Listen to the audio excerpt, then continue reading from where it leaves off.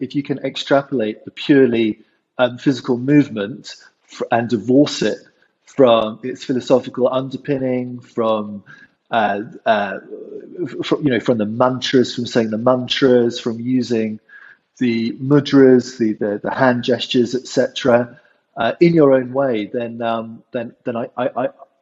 think that you can just do the physical movements. But if you just do the physical movements, then really you have to ask the question: should we really be calling this yoga? Well, the answer is no.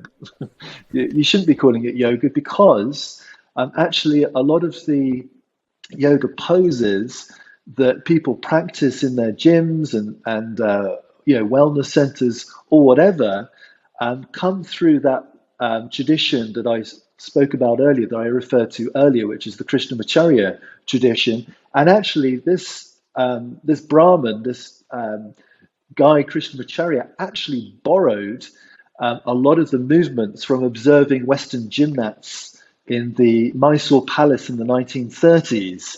So really, by the time you're practicing, the movements in a Western yoga class setting, it is a real, how can you say, a very small part of the original practice. But actually, I do agree with Mike. I think there are some dangers. And I think that there are more dangers in certain forms of yoga that are practiced. So, for example, I think with Mike's journey was around Kundalini yoga, which I think is a particularly insidious form of yoga. It comes from a Vedic tradition.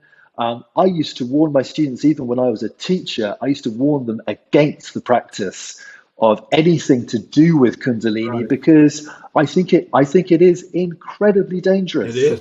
And I think for reasons that Mike will share in just a moment, are quite satanic. For more conversations between Christians and skeptics, subscribe to the Unbelievable podcast. And for more updates and bonus content, sign up to the Unbelievable newsletter.